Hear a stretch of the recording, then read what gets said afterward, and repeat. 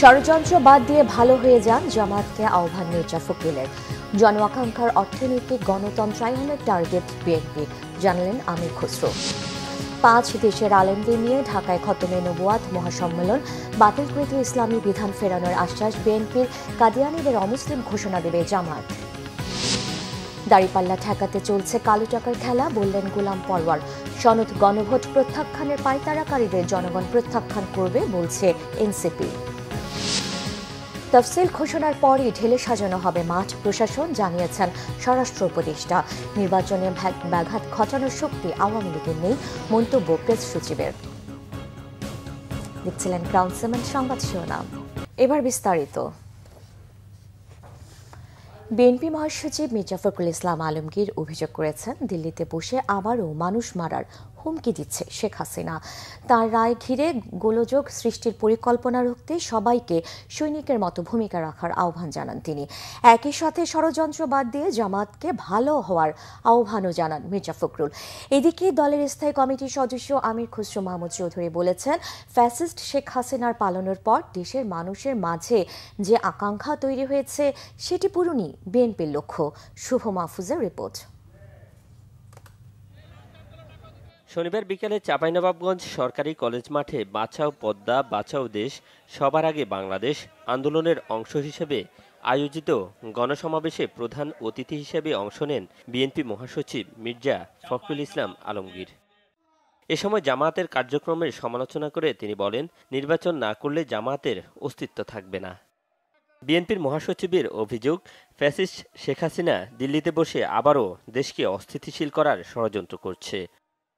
এর আগে দুপুরে চাঁপাইনবাবগঞ্জের মহানন্দা নদীর রাবার ড্যাম প্রকল্প এলাকা পরিদর্শন শেষে বাংলাদেশের উপর ভারতের দাদাগিরি বন্ধ করে বন্ধুসুলভ সহযোগিতামূলক আচরণের আহ্বান জানান মির্জা ফখরুল। পুরো পানির বিশ্বাস, আমাদের সীমান্তে হত্যা এবং আমাদের আপনার ব্যালেন্স অফ ট্রেড ঠিক করা, এই জিনিসগুলোকে আমরা খুব বেশি গুরুত্ব দিই। বেশি গুরুত্ব আরেকটা দিতে চাই যে আমাদের উপর দাদাগিরি বন্ধ। এদিকে ভোলার নিজ সংসদীয় আসনে এক সংবর্ধনা অনুষ্ঠানে বিএনপির স্থায়ী কমিটির সদস্য অবসরপ্রাপ্ত মেজর হাফিজউদ্দিন আহমেদ বলেন, জনগণ যেন ভোট দিতে পারে সেজন্য অনিচ্ছা থাকা সত্ত্বেও সরকারের অন্যায় সিদ্ধান্তকে মেনে নিয়েছে বিএনপি। বিভিন্ন রাজনৈতিক দল একমত হয়ে যে সংস্কার প্রস্তাব সই করেছে জাতীয় সনদে, সেই সম্পর্কে আপনারা একমত কিনা, তাহলে সিম্পল। কিন্তু এই যে 4টা প্রস্তাব দিয়েছে, কেউ হয়তো 2টায় রাজি, কেউ 3টায় রাজি, এই ধরনের প্রস্তাব পৃথিবীর কোথাও কোনো গণভোটের সময় দেওয়া হয়নি। আমরা অনিচ্ছা সত্ত্বেও এগুলো মেনে নিয়েছি, কারণ অধিকাংশ দল তাইলে হয়তো নির্বাচনে আসবে না। অন্যদিকে ফরিদপুর বিভাগের ব্যবসায়ীদের সাথে মতবিনিময় সভায় দলের আরেক স্থায়ী কমিটির সদস্য আমির খসরু মাহমুদ চৌধুরী বলেন, দেশের জন্য এই মুহূর্তে দরকার অর্থনৈতিক গণতন্ত্রায়ন। কিছু লোকের হাতে বাংলাদেশের ব্যবসা বাণিজ্য ক্ষমতা সবকিছু পুঞ্জীভূত হয়েছে। তো সেখান থেকে বেরিয়ে আসতে হলে আপনি যদি শুধুমাত্র রাজনীতিতে গণতন্ত্র করে কিন্তু অর্থনীতিকে বাইরে রাখবেন, সেটা তো হবে। এই জন্য বিএনপির নতুন স্লোগান হচ্ছে তারেক রহমান সাহেবের অর্থনীতিকে গণতন্ত্রায়ন করা।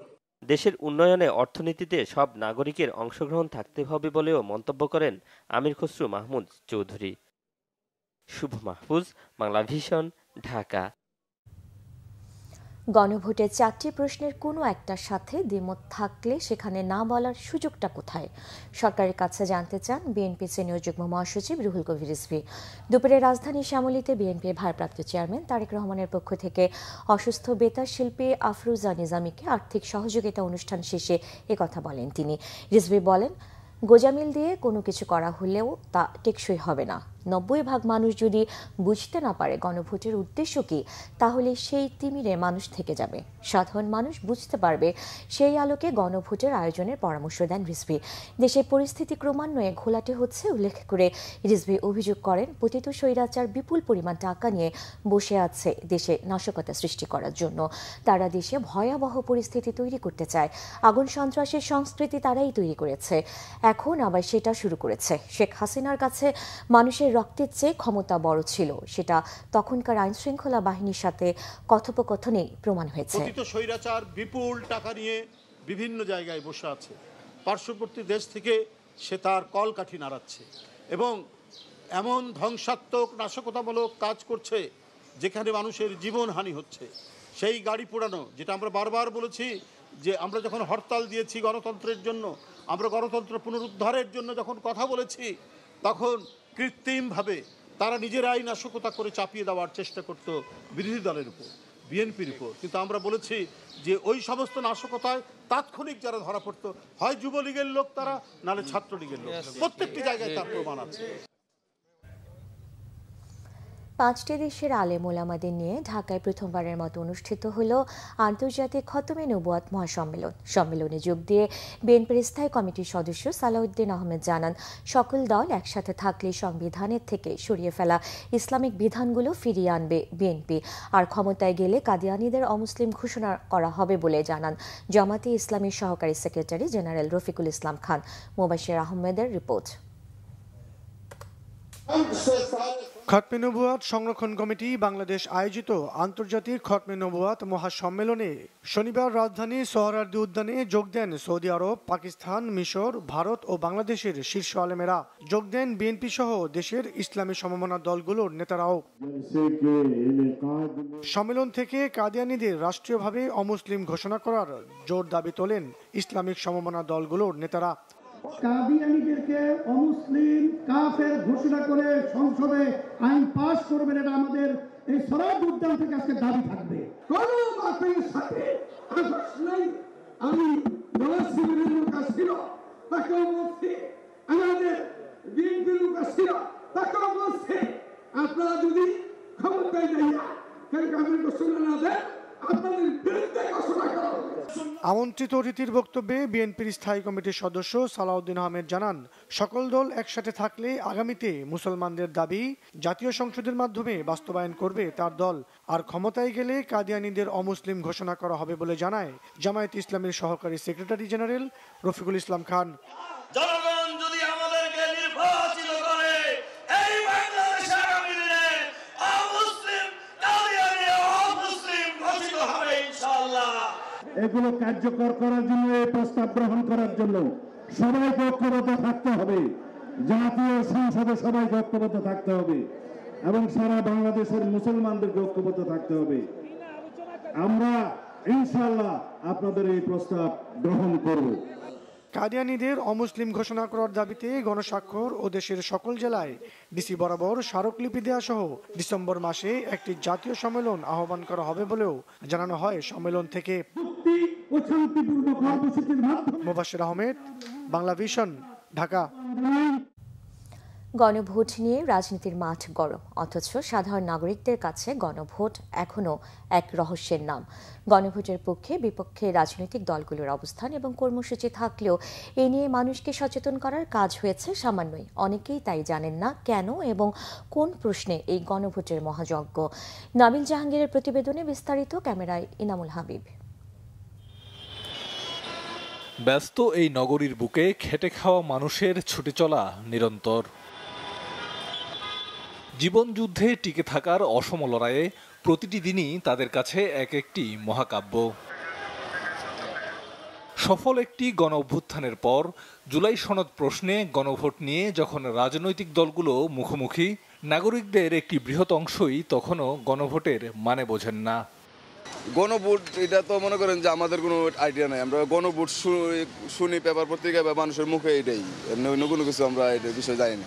গণভোট বলতে নির্বাচনে সকল দলকেই এই ইউনূস সরকার অংশ দেওয়ার দরকার। শুনেছি, কিন্তু জুলাই সনদ কী বিষয় নিয়ে হইতে যাচ্ছে সেটা আমরা শুনি নাই।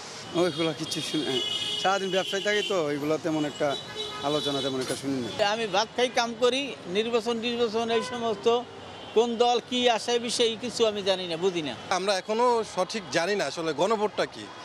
তবে গণভোটটা আমাদের কাছে মোস্ট ইম্পর্টেন্ট না, বর্তমানে ইম্পর্টেন্ট হয়েছে দেশের সার্বিক পরিস্থিতি ঠিক করা। আগে আমরা যেভাবে ভোট দিতাম, যে আমাদের পছন্দের প্রার্থী থাকতো তাকে আমরা ভোট দিতাম। আর গণভোটটা আমি যতটুকু বুঝি যে এখানে হচ্ছে মার্কাকে মানুষ ভোট দিবে, যেমন ধানের শীষ। গণভোট হচ্ছে আমরা এখনো ওটা শুনিনি, মানে আমি তো গৃহিণী। টেলিভিশন কিংবা সোশ্যাল মিডিয়ায় গণভোটের কথা শুনেছেন কেউ কেউ, তবে কেন, কিভাবে, কোন প্রশ্নে এই গণভোট তা জানা নেই তাদের। বলছি গণভোট শুনেছি কিন্তু জানি না কিভাবে হবে, আমরা তো জানি না। এখন কেমনে বলবো কিভাবে হবে, সেটা সরকার জানে, আমরা বাঙালি কিভাবে বলবো না, অতটা ধারণা নাই, কিন্তু আমরা ফেসবুক ইউটিউবে বিভিন্ন জায়গায় দেখতেছি সবাই এর পক্ষে আছে। গণভোট সম্পর্কে তো বুঝিই না আমি এখনো ভালোভাবে। এটা একবার দেখলাম ইউটিউবে যে আপনার একটা রাষ্ট্র শাসন নাকি প্রধানমন্ত্রী শাসন, এটা নিয়ে নাকি গণভোট। কেন হচ্ছে এটা আমি দেখিনি, বাট এটা আমি দেখছি যে বেশিরভাগ দেখছি গণভোট চাচ্ছে। অ্যাকচুয়ালি কিসের জন্য হচ্ছে এত কিছু আমি দেখি নাই। আমি ফেসবুকে যখন ঢুকছি তখন দেখছি যে গণভোট চাচ্ছে এবং সাধারণ মানুষ এটার পক্ষে। এমন পরিস্থিতিতে রাজনৈতিক দলগুলো সাধারণ মানুষকে এ বিষয়ে সচেতন করার দায়িত্ব কতটা পালন করবে সেটি বড় প্রশ্ন। নাবিল জাহাঙ্গীর, বাংলা ভিশন, ঢাকা। আবারও 14, 18 ও 24 সালের মতো নির্বাচন হলে জাতির ভাগ্যে দুর্ভোগ নেমে আসবে। দায়রা স্বৈরাচারের মতো পালানোর সুযোগ পাবে না বলে মন্তব্য করেছেন জামায়াতে ইসলামী সেক্রেটারি জেনারেল অধ্যাপক মিয়া গোলাম পরওয়ার। খুলনা 0 পয়েন্টে জামায়াতে ইসলামের ভোটার সমাবেশে তিনি মন্তব্য করেন।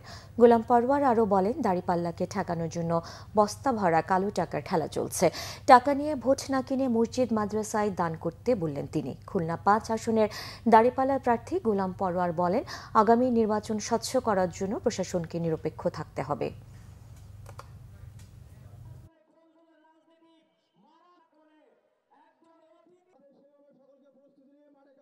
এবারের নির্বাচন যদি 14, 18, 24-এর মতো নির্বাচন হয়, জাতির ভাগ্যে দুর্ভোগ নেমে আসবে। ভোট কেন্দ্রগুলো পাহারা দেবেন, ভোটারদের জন্য ভয়ভীতি, কালো টাকা দিয়ে প্রচন্ড চাপ সৃষ্টি করা না হয়। প্রত্যেক দল এবং প্রার্থী সমান সুযোগ দিয়ে যেন নির্বাচনী কাজ করতে পারে। আগে যারা দলের পক্ষে কাজ করেছে সেই ওসি, পুলিশ, এসপিরা সব পালিয়ে গেছে, তারা এখন ট্রাইব্যুনালে হাজির। প্রধান বিচারপতি পালিয়ে গেছে, বাইতুল মুকাররমের খতিব পালিয়ে গেছে, ডিআইজি পালিয়ে গেছে, পুলিশ কমিশনার পালিয়ে গেছে, ওসিরা চাকরি ছেড়ে বর্ডার দিয়ে ইন্ডিয়ায় চলে গেছে। আপনাদের বিরুদ্ধেও যদি সেই অভিযোগ আসে, আপনারা কি দেবার পালাবার পথ পাবেন না। জুলাই পরবর্তীতে রাজনৈতিক দলগুলোর অনৈক্য দেশের অগ্রযাত্রায় সবচেয়ে বড় অন্তরায় বলেছেন জাতীয় নাগরিক পার্টি এনসিপি নেতারা। দলটির সদস্য সচিব আখতার হোসেন বলেছেন, সনদ নিয়ে গণভোট যারা প্রত্যাখ্যানের পায়তারা করবে, জনগণ তাদেরকেই প্রত্যাখ্যান করবে। আর সিনিয়র যুগ্ম আহ্বায়ক সামান্তা শারমিন বলেছেন, দেশের রাজনীতিতে এখনও একচ্ছত্র আধিপত্য গুন্ডা, মাস্তান, চাঁদাবাজ ও দখলদারদের। খাদ্যপণ্যের দামের ঊর্ধ্বগতির একমাত্র কারণ ব্যবসায়ী ও পরিবহন মালিকদের সিন্ডিকেট বলে মনে করেন বক্তারা। রিপোর্ট মুহিবুল্লাহ মুহিবের। সম্মানিত নেতাকর্মীবৃন্দ, রাজধানীর ফার্মগেট এলাকায় কৃষি গবেষণা কাউন্সিল মিলনায়তনে অনুষ্ঠিত হয় তরুণ কৃষি উদ্যোক্তা, জাতীয় অর্থনীতির নতুন শক্তি, টেকসই কৃষি উদ্ভাবনী ও সবুজ ভবিষ্যতের পথে তরুণদের অঙ্গীকার শীর্ষক আলোচনা সভা। এতে অংশ নেন জাতীয় নাগরিক পার্টি এনসিপির সদস্য সচিব আখতার হোসাইন। এ সময় তিনি জুলাই জাতীয় সনদ বাস্তবায়ন প্রক্রিয়ায় গোজামিলের অভিযোগ তোলেন। সনদ নিয়ে কয়েকটি দলের অবস্থানের সমালোচনা করেন আখতার। জুলাই সনদের বিষয় নিয়ে অনেকগুলো দল যে ধোঁয়াশার জায়গা তৈরি করছেন, সেটাকে আমরা সন্দেহের চোখে দেখি। কিন্তু ইদানিং একটি দলের নেতারা চূড়ান্তভাবে গণভোটের রায়কে প্রত্যাখ্যান করার মতামত ব্যক্ত করছেন। তারা গণভোটে না দেওয়ার জন্য ক্যাম্পেইন করেছেন, কিন্তু বাংলাদেশের জনগণ সেটাকে প্রত্যাখ্যান করেছে। তারা সে ক্যাম্পেইন থেকে তারা সরে আসতে তারা বাধ্য হয়েছেন। কিন্তু তারপরেও এখনো পর্যন্ত তারা বাংলাদেশের জনগণের রায়কে শ্রদ্ধা দেখাবেন, সেই ধরনের কোনো মতিগতি আমরা সেই রাজনৈতিক দলের মধ্যে প্রত্যক্ষ করছি না। এ সময় দলটির যুগ্ম আহ্বায়ক সামান্তা শারমিন বলেন, বাংলাদেশের রাজনীতি এখনো ঔপনিবেশিক ধারা থেকে বের হতে পারেনি। আর দলটির যুগ্ম মুখ্য সমন্বয়ক হান্নান মাসুদ বলেছেন, জনগণের টাকায় ভর্তুকি দিয়ে তৈরি করা সার পার্শ্ববর্তী দেশে পাচার হয়, অথচ দেশের কৃষকরা সার পায় না। এই লুটেরাদের হাত থেকে দেশকে রক্ষা করার আহ্বান জানান তারা।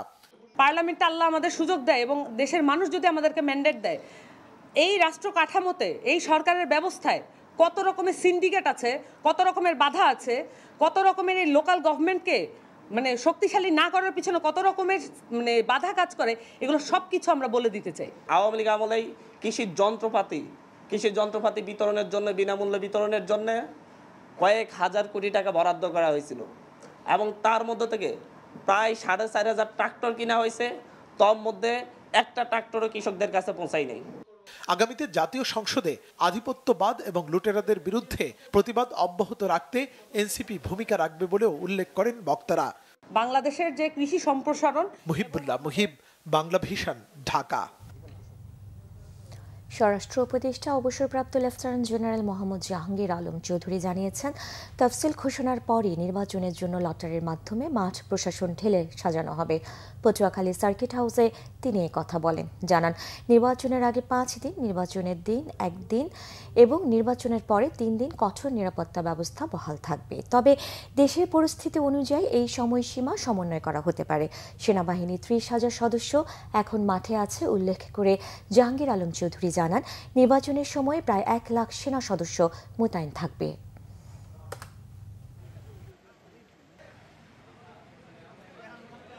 আমাদের এখানে সেনাবাহিনী আছে মাঠে 30,000 প্লাস, হয়তো আস্তে আস্তে হয়তো আমরা তাদের উঠাবো এক সময়।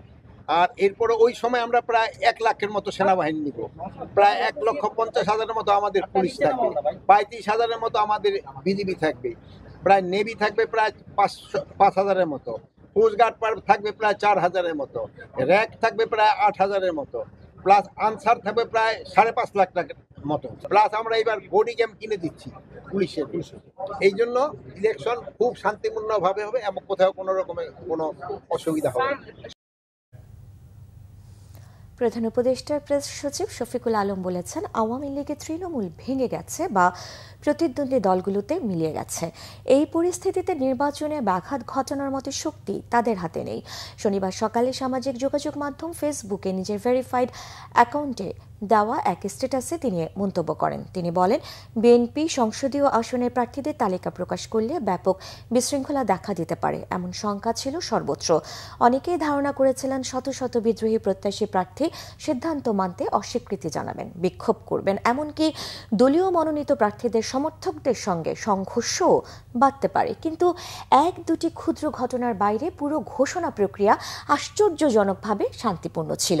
আওয়ামী লীগ দীর্ঘদিন ধরে দাবি করে এসেছে যে তাদের বিশাল তৃণমূল নেটওয়ার্ক আছে যা যে কোনো নির্বাচন ব্যাহত করতে সক্ষম, কিন্তু গত কয়েকদিনের ঘটনা প্রবাহ প্রমাণ করেছে তাদের বাস্তব মাঠ সংগঠনের ক্ষমতা অত্যন্ত সীমিত।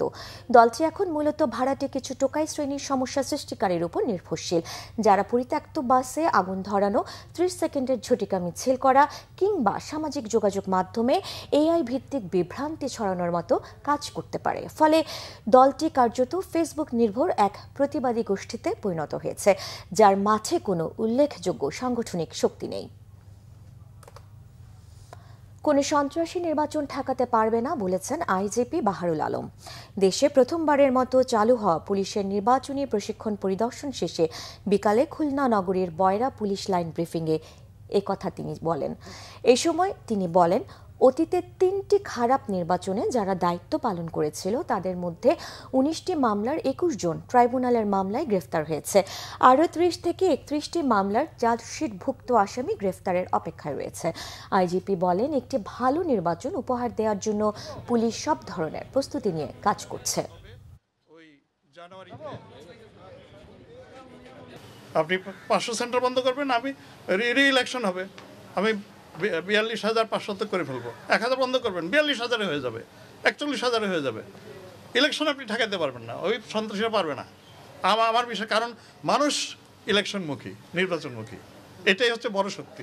এখন এই বছরে আমার বিশ্বাস আমরা অনেক মামলা শেষ করে আনবো। বিএনপি চেয়ারপারসনের পররাষ্ট্র বিষয়ক উপদেষ্টা কমিটির বিশেষ সহকারী ইশরাক হোসেন বলেছেন, ভবিষ্যতে যারাই সরকার কিংবা বিরোধী দলে যাবে সবাইকে সাথে নিয়ে সমৃদ্ধ বাংলাদেশ গড়তে কাজ করবে বিএনপি। শনিবার ঢাকা মহানগর দক্ষিণ ওয়ারী থানার 34 নম্বর ওয়ার্ড আয়োজিত প্রয়াত বীর মুক্তিযোদ্ধা সাদেক হোসেন খোকার 6ষ্ঠ মৃত্যুবার্ষিকী উপলক্ষে স্মরণ সভা ও দোয়া মাহফিলে এসব কথা বলেন তিনি। বলেন, গণতন্ত্রকামী দল একসাথে থাকলে বহিঃশত্রু হামলা করতে পারবে না। আওয়ামী লীগের মতো ফ্যাসিস্ট দল বাংলাদেশে গণতন্ত্র বিকশিত হতে দেয়নি। উল্লেখ করে বিএনপির এই নেতা বলেন, আওয়ামী লীগ ঘরে ঘরে চাকরি দেওয়ার কথা বলে ঘরে ঘরে লাশ উপহার দিয়েছে। এ সময় বীর মুক্তিযোদ্ধা প্রয়াত সাদেক হোসেন খোকার বর্ণাঢ্য রাজনৈতিক জীবন নিয়ে আলোচনা করেন বক্তারা। অন্য কোনো দেশেরও দাস না, কোনো দলেরও দাস না, কোনো ব্যক্তিরও দাস না। এই দেশের প্রত্যেকটি নাগরিক তারা সমান অধিকার নিয়ে বসবাস করবে, সমান মর্যাদা নিয়ে বসবাস করবে, এবং এটাই হচ্ছে এই কারণেই বাংলাদেশটা প্রতিষ্ঠা হয়েছিল। যারাই নির্বাচিত হবে তারা সরকার পরিচালনা করবে, যারা বিরোধী দলে থাকবে তারা বিরোধী দলে থাকবে, কিন্তু আমরা পাশাপাশি সহ অবস্থান করে আমরা একসাথে বসবাস করতে চাই। আমরা বাংলাদেশকে একটা শক্তিশালী সমৃদ্ধ রাষ্ট্র হিসেবে গড়ে তুলতে চাই, যাতে কোনো বহির্শত্রু বাইরের দেশের কোনো দেশ এসে আমাদের উপরে ছড়ি পুরাতে না পারে, সেই বাংলাদেশ আমরা গড়ে দিতে চাই। রংপুরের ব্যবসায়ী আশরাফুল হককে ২৬ টুকরা করে হত্যার ঘটনায় তার ঘনিষ্ঠ বন্ধু জরেজুল ইসলাম ও তার বান্ধবী শামীমা আক্তার ওরফে কোহিনুরকে গ্রেফতার করেছে ডিবি ও র্যাব। তবে খুনের উদ্দেশ্য নিয়ে দুরকমের তথ্য র্যাব ডিবির। ডিবি বলছে ত্রিভুজ প্রেমের বলি আশরাফুল, আর র্যাব জানায় ব্ল্যাকমেল করে টাকা আদায়ের উদ্দেশ্য ছিল খুনিদের। বিস্তারিত জানাচ্ছেন জিয়া খান। বৃহস্পতিবার বিকেলে হাইকোর্ট সংলগ্ন জাতীয় ঈদগাহ মাঠের সামনে থেকে উদ্ধার করা হয় নীল রঙের দুটি ড্রাম। ভেতর থেকে ২৬ টুকরা খণ্ডিত মরদেহ উদ্ধার করে পুলিশ। ফিঙ্গারপ্রিন্ট সহায়তা জানা যায় টুকরোগুলো রংপুরের ব্যবসায়ী আশরাফুল হকের। খুনের ঘটনায় শুক্রবার রাতে দাউদকান্দি থেকে ডিবি গ্রেফতার করে আশরাফুলের ঘনিষ্ঠ বন্ধু জরেজুল ইসলামকে। সেই রাতেই র্যাব কুমিল্লা থেকে গ্রেফতার করে জরেজের বান্ধবী শামীমা আক্তার ওরফে কোহিনুরকে। সংস্থা দুটির দাবি, হত্যাকাণ্ডে ব্যবহৃত চাপাতি, হাতুড়ি, দড়ি, স্কচ টেপও জব্দ করেছেন তারা। এছাড়া ভিকটিমের রক্তমাখা জামাকাপড়ও উদ্ধার করে সংস্থা দুটি।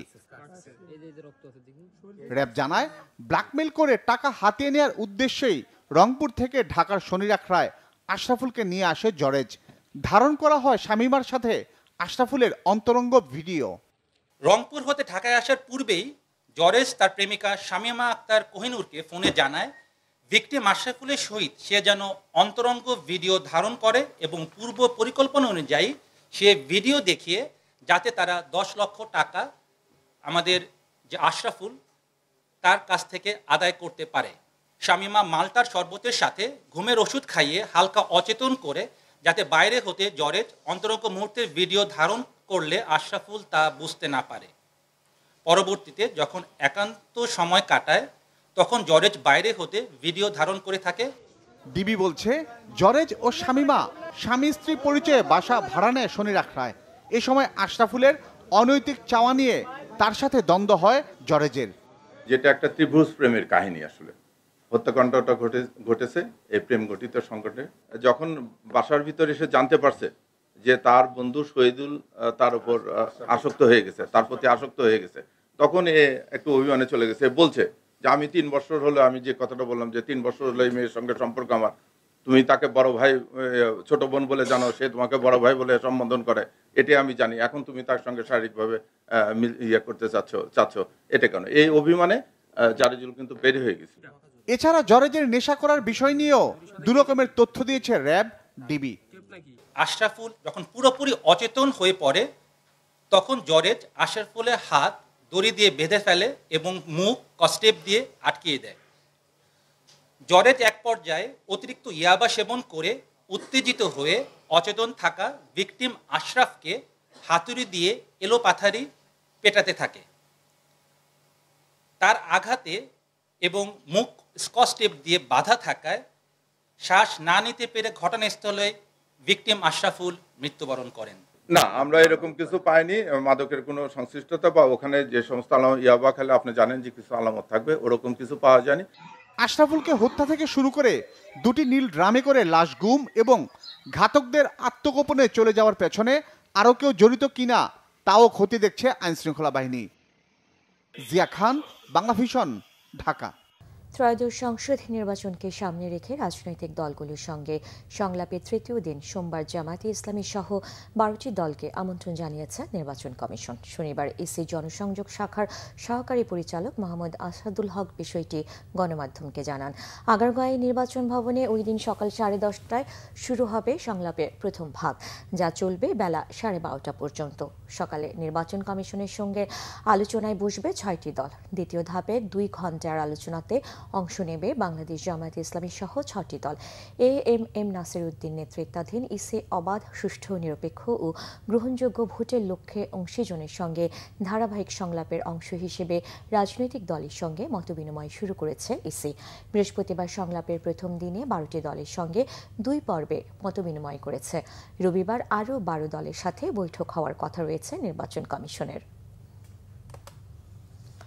রাজধানীর হাতিরঝিল থানায় হত্যা চেষ্টা, মারধর ও ভয়ভীতি দেখানোর অভিযোগে সাবেক স্ত্রী রিয়া মুনির করা হত্যা চেষ্টা মামলায় কন্টেন্ট ক্রিয়েটর আশরাফুল আলম ওরফে হিরো আলমের জামিন মঞ্জুর করেছেন আদালত।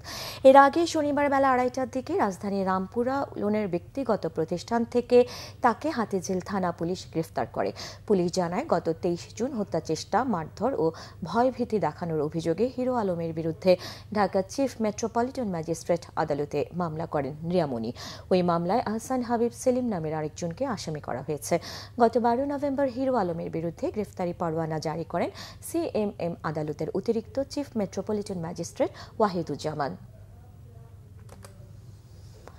2025 সালের HSC পরীক্ষায় বিভিন্ন বোর্ডে GPA 5 প্রাপ্ত 100 জন কৃতি শিক্ষার্থীকে সংবর্ধনা দিয়েছে ইউনিভার্সিটি অব ডেভেলপমেন্ট অল্টারনেটিভ ইউডার অডিটোরিয়ামে আয়োজিত অনুষ্ঠানে প্রধান অতিথির বক্তব্যে বিশ্ববিদ্যালয়ের প্রতিষ্ঠাতা ও চেয়ারম্যান অধ্যাপক মুজিব খান GPA 5 প্রাপ্ত 100 জন কৃতি শিক্ষার্থীকে ইউডায় উচ্চশিক্ষার সুযোগের জন্য ভর্তি ফি মওকুফ এবং অভিভাবকের আয় অনুযায়ী টিউশন ফি নির্ধারণের সুযোগ থাকবে বলে ঘোষণা দেন। অনুষ্ঠানে বিশেষ অতিথি ছিলেন বিশ্ববিদ্যালয়ের উপাচার্য ও ঢাকা বিশ্ববিদ্যালয়ের সমাজ কল্যাণ গবেষণা ইনস্টিটিউটের সাবেক পরিচালক ও বর্তমান অধ্যাপক ডক্টর মোহাম্মদ নুরুল ইসলাম। উপস্থিত ছিলেন বিশ্ববিদ্যালয়ের treasurer professor Kalyan Kumar Mallick, board of ট্রাস্টির সদস্যরা, বিভিন্ন বিভাগের চেয়ারম্যান, ঊর্ধ্বতন কর্মকর্তা সহ বিভিন্ন বিভাগের শিক্ষক, ছাত্র সংসদের নেতা ও কৃতি শিক্ষার্থীদের অভিভাবকরা।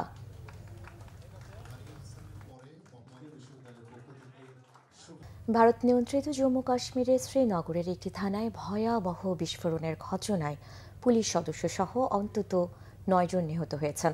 আহত হয়েছেন আরও 29 জন। আহতদের মধ্যে কয়েকজনের অবস্থা গুরুতর। শুক্রবার মধ্যরাতে নওগাম থানা চত্বরে জব্দ করে রাখা বিস্ফোরক দ্রব্যের পরীক্ষা করার সময় এই বিস্ফোরণ ঘটে। সম্প্রতি হরিয়ানার ফরিদাবাদ থেকে বাজেয়াপ্ত করা অ্যামোনিয়াম নাইট্রেটের একটি বড় ভাণ্ডার থানার ভেতরে সংরক্ষণ করেছিল পুলিশ। ওই থানা চত্বরে এই পরীক্ষা নিরীক্ষা করে ফরেনসিক দল। বিস্ফোরণের ঘটনায় নিহত ব্যক্তিদের বেশিরভাগই পুলিশ ও ফরেনসিক দলের সদস্য। বিস্ফোরণের তীব্রতায় ঘটনাস্থল থেকে প্রায় 300 ফুট দূরেও মরদেহের অংশ পাওয়া গেছে।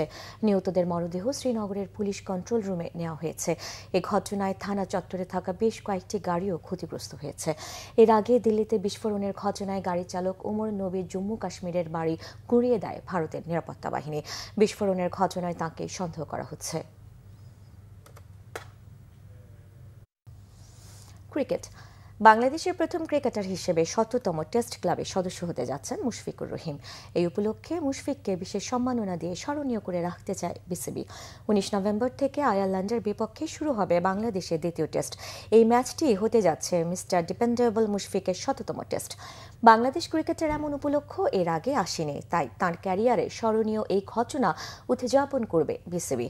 মিরপুর শেরে বাংলা ক্রিকেট স্টেডিয়ামে টেস্টে মুশফিকের পরিবারকে আমন্ত্রণ জানানো হবে। টেস্ট শুরুর আগে তার হাতে তুলে দেওয়া হবে বিসিবির বিশেষ স্মারক। ক্রিকেটারদের স্বাক্ষরিত একটি বিশেষ ক্রিকেট ব্যাট ও 3টি ডাবল সেঞ্চুরির নায়কের হাতে তুলে দিবেন বিসিবি সভাপতি আমিনুল ইসলাম বুলবুল। এর আগে আন্তর্জাতিক টি-20 এবং ওয়ানডে ক্রিকেট থেকে অবসর নিয়েছেন মুশফিক। খেলেছেন শুধু টেস্ট, তবে ১০০তম টেস্ট খেলার পরও আরও 2-1 বছর এই ফরম্যাটে খেলতে চান দি ম্যান ফ্রম বগুড়া। 2005 সালের লর্ডসে ইংল্যান্ডের বিপক্ষে অভিষেকের পর 99 টেস্টে ৬,৩৫১ রান করেছেন 12 সেঞ্চুরিতে। ৬,০০০ টেস্ট রান ক্লাবে বাংলাদেশের একমাত্র ক্রিকেটারও মুশফিক। টেস্টে উইকেট কিপার হিসেবে 112 ক্যাচ এবং 15 স্ট্যাম্পিংও করেছেন। এছাড়া 274 ওয়ানডেতে 9 সেঞ্চুরিতে ৭,৭৯৫ রান এবং টি-20তে ১,৫০০ রান করেছেন টাইগার ক্রিকেটার লিটন মাস্টার। সংবাদ শেষ করব ক্রাউন 7 শিরোনামগুলো আরেকবার জানিয়ে। ষড়যন্ত্র বাদ দিয়ে ভালো হয়ে যান, জামাতকে আহ্বান মির্জা ফখরুলের। জন আকাঙ্ক্ষার অর্থনৈতিক গণতন্ত্রায়নের টার্গেট বিএনপি, জানালেন আমির খসরু। 5 দেশের আলেমদের নিয়ে ঢাকায় খতমে নবুয়াত মহাসম্মেলন, বাতিলকৃত ইসলামী বিধান ফেরানোর আশ্বাস বিএনপির, কাদিয়ানীদের অমুসলিম ঘোষণা দিবে জামাত। দাঁড়িপাল্লা ঠেকাতে চলছে কালো টাকার খেলা, বললেন গোলাম পরওয়ার। সনদ গণভোট প্রত্যাখ্যানের পায়তারাকারীদের জনগণ প্রত্যাখ্যান করবে বলছে এনসিপি। তফসিল ঘোষণার পরই ঢেলে সাজানো হবে মাঠ প্রশাসন, জানিয়েছেন স্বরাষ্ট্র উপদেষ্টা। নির্বাচনে ব্যাঘাত ঘটানোর শক্তি আওয়ামী লীগের নেই, মন্তব্য প্রেস সচিবের। এই ছিল এখনকার মতো। পরে সংবাদ রাত 10:30। এর আগে 9টায় নিউজ 20 দেখার আমন্ত্রণ রইল। এতক্ষণ সাথে থাকায় ধন্যবাদ।